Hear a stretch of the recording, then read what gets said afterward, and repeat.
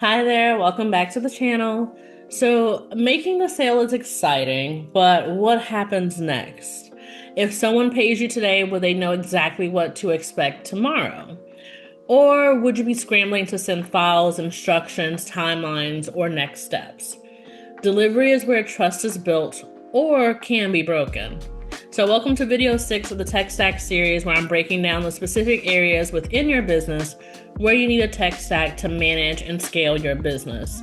We talked about what a tech stack is and the first 4 parts, which were part 1, foundation, your digital home base, 2, communication, where your communications live, part 3, content and creation, how you create and publish content, and last time we talked about sales and payments, how money moves and how you get paid essentially. So today we're talking about delivery and fulfillment. And so basically with delivery and fulfillment, sales creates your momentum, but delivery creates your reputation. And if your back end is unclear, inconsistent, or reactive, your growth will feel unstable even if your revenue is increasing. Fulfillment is not an afterthought and it shouldn't be treated as such.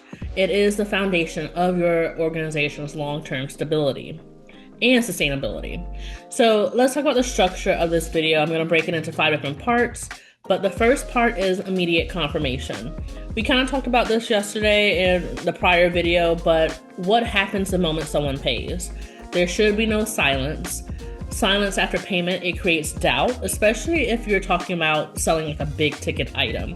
When someone invests in you, they need reassurance. So I would say, again, making sure there's an immediate confirmation email that's sent after they purchase, a clear acknowledgement of payment or like a receipt email that goes to them. And I would say this video really, because you're either selling products or services. And so if you're selling a product, it's pretty cut and dry when it comes to delivery and fulfillment. Because typically if you're selling a product, you would normally get like an email confirmation saying, hey, thanks for your payment. We appreciate doing business with you. Here's the receipt for your purchase, and we should be shipping in 3 to 4 business days or whatever your timeline is. And then typically after that, you will get a shipment confirmation email that would again include, hey, thank you again for your purchase. Here's what you purchased. Here's the shipping information, the tracking information for your purchase. And that's maybe there's another email that gets sent out a few days or maybe a week or 2 after your initial purchase, where it talks about maybe soliciting your feedback. But when you're selling a product, that's essentially it. So a lot of the stuff I'm going to be talking about today is mainly for those people who are selling services. So keep that in mind. If it doesn't apply, let it fly, and we'll go from there.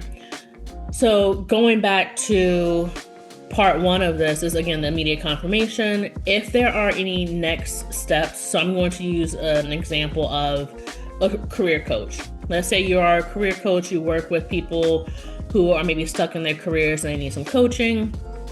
So say, for instance, someone went on your website and they bought a coaching package with you. In that email, again, they get the confirmation, they get their receipt, but in those emails or maybe in a separate email, you would then define your next steps, whether that's, hey, thank you so much. I look forward to working with you. Prior to us meeting, please complete this assessment so that way I can better understand your needs. And then on the back end of that, once they complete the assessment, then it goes to you, notifying you that they completed it, and you go from there. So also making sure that there's any kind of timeline clarity, make sure that is in the email, because that is so important. Just because, again, the worst thing, like I'll see on social media, these bad reviews companies are getting based on their service or their delivery. And many times, like 8 out of 10 times, it's just a matter of not enough communication, over communicating actually. Like there is no communication. And that is why sometimes customers feel like, okay, I'm getting scammed or I'm getting cheated. So it's very important. I would rather err on the side of over communicating with the client, especially if you're selling a service. So keep all those things in mind. Part 2, onboarding and orientation. Again, thinking in the lens of a service-based business. This is where your professionalism really shows up. Clear onboarding prevents any kind of messy mid-project conversations. So before the work begins, really understanding, do they know what to prepare? Do they understand how communication works? Like, what is the best communication guideline? Maybe you only want to be communicated via text or maybe via email. Do they, again, understand the timeline of those services that are being rendered?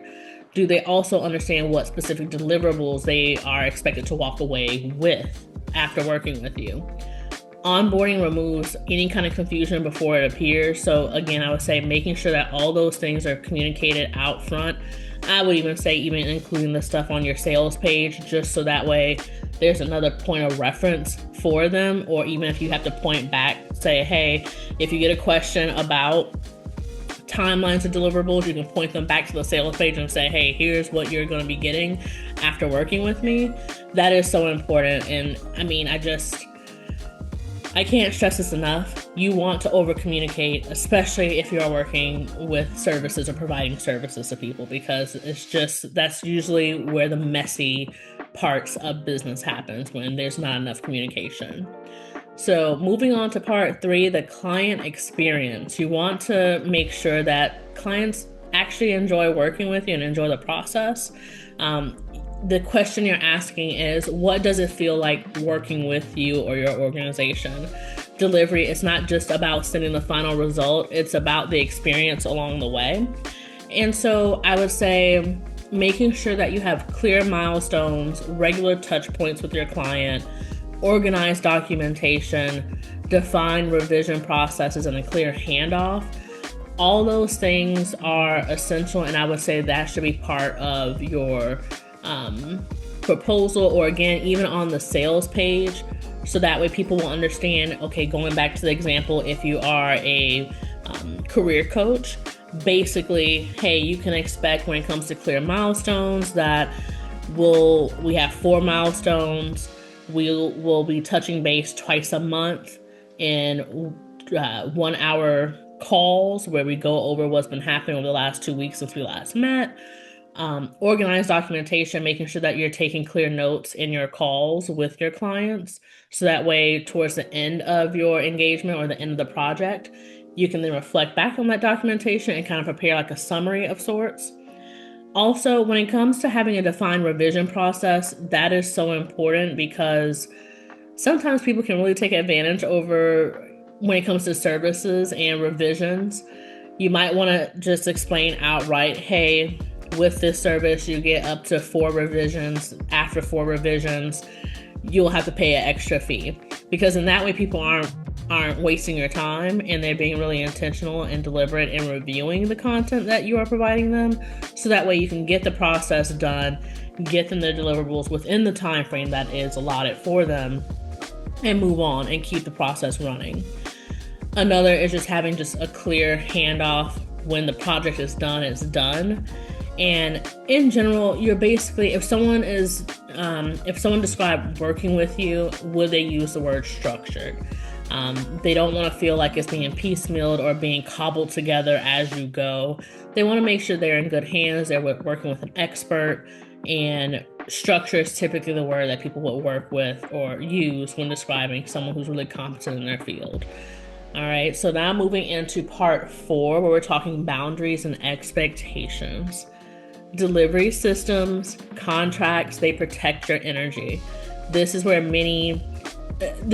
of the places I think that many organizations fail at. It's just because many people will try to avoid contracts, and contracts are good. I believe they protect both the client as well as you as the owner. So without any kind of defined system or kind of contract to protect you, you may have scope creep. You may have messages that increase, timelines shifting, or goalposts moving essentially, and then resentment builds between you and your client. And so you really want to talk about, again, revision limits, talking about clear response times. That is really important, just making sure that the client understands, okay, if they send in a service request at 4 p.m. on a Friday, that they know, hey, we will get back to you within 24 to 48 business hours, meaning we probably won't be getting to your message until Monday or Tuesday of the following week. So that way they understand what the expectations will be. They understand the process and the flow. But Another thing that I would really impress upon you as well is any kind of clear change request processes. So when they originally booked with you or signed a contract with you, it was for a set project or a set thing. And so if the project is really changing or veering off the rails because they decided to go maybe either add something to the project or change an integral part of the project, you want to make sure that there's a change request process where that is fully documented. Because if it's not documented, if something was to go awry, they could go back to the original contract and say, well, you were supposed to do XYZ. And then it's like, no, you wanted to change the project. So we changed it. So that's why it's different from the contract. Again, I believe contracts, and especially change request contracts, are so important just to, again, protect you and your client. So making sure to renegotiate that, don't just take it on good faith or just as a communication. I would write up a contract that says, hey, this is an amendment to the original contract that we've made in regarding to providing these services. So here it is in detail. Let us both agree to that so we both understand. Again, communicating, over communicating is not a bad thing. That way everyone is on the same page. All right, so let's move on to the last part, completion and continuity. How does the experience end? Again, this is, I think, one of the overlooked parts as well of the delivery and fulfillment process. When a project ends, is there a clear closing point? Is there a summary of what was completed? Is there a defined next step? Or is there an opportunity for continued engagement? So I would say in this part, you definitely want to figure out your exit. How does that work within your company or your organization? Having any kind of recap documentation. So again, I was talking about before, using the example again as a career coach. You could say, hey, we've been working together for the past 6 months. When you came to me first, these were the challenges you were experiencing. After working together for 6 months, we've hit these different milestones and these different accomplishments. And this is where we end today. This is the perfect time. People would ask for testimonials. Ask your clients for testimonials because I know that is such an afterthought when it comes to, especially I would say service-based businesses. People always struggle like months after a project was rendered to then go back and ask for testimonials. So do that at this time, especially if they've, when people have had a great experience with you, it's fresh, it's in their minds, top of mind, and this would be the greatest time to get a testimonial from your client. Additionally, asking for referral opportunities.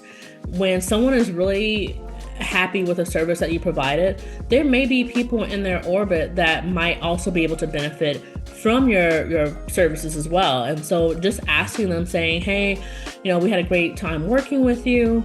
You know what we do now. Is there anyone in your circle that you think may be able to benefit from our services? And then that is a warm introduction, perhaps, to your next client. So it's very important that you would, maybe possibly consider asking for a referral as well at the end of your engagement or the end of your project.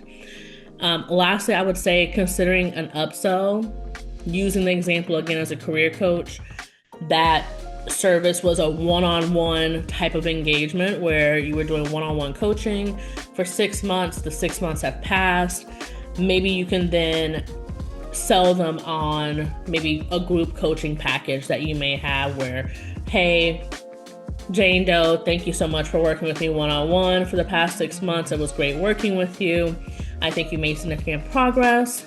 However, in order to, continue on with your progress and also to be able to give you resources and stay in touch, I have this group coaching package that I want to offer to you where we meet twice a month in a group session and I provide handy resources for you in that session. So you're still continuing the engagement or you're still continuing the service with them, but in a different capacity. So that way they're still your client, but you're providing maybe a different level of service to them. So that always consider that as well.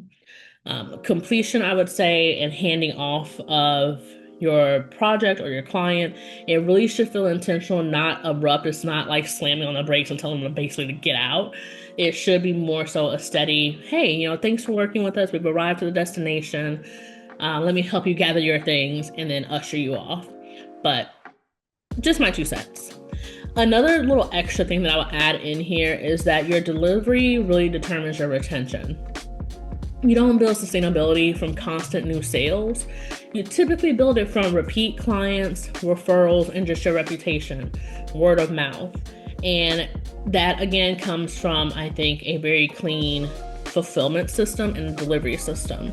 If your delivery is really inconsistent, you will constantly feel like you're rebuilding your momentum every time you do a sale. And the goal of that is to make it as simple as possible. And some common mistakes I'm going to call out before you get started with this so that way you can know what to watch out for. Selling faster than you can deliver. This is one of those things, especially when there is it's a great product, but maybe they can't fulfill it in time. And so they oversell, and then maybe it takes months for them to get the item in, and therefore they're having a poor reputation with their customers because they're not a scam. It's just they were too big, essentially, to fulfill all these orders that they received. So really understanding, and making sure that you have your supply chains in lock so that way you don't end up in that position. Customizing every project without a process. I have a client who I'm still trying to talk her out of this, but it seems like every project or every service that she provides, she highly customizes it, and it doesn't allow for her to automate as much as she would like. And that's because you don't need to customize everything. So really, again, going through your processes to figure out what things can be standardized, that is going to be really helpful for you and your business.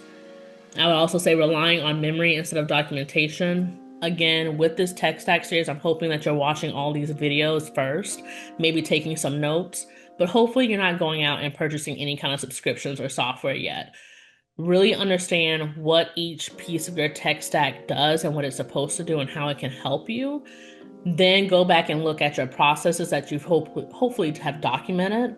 And then based on those documented processes, you would then be able to figure out what program will best suit your needs. Because again, there's so many apps, there's so many pieces of software that can help you with all of these things. Some of them have it all in one, some only have the first 3 parts of your tech stack, and others have the whole entire thing.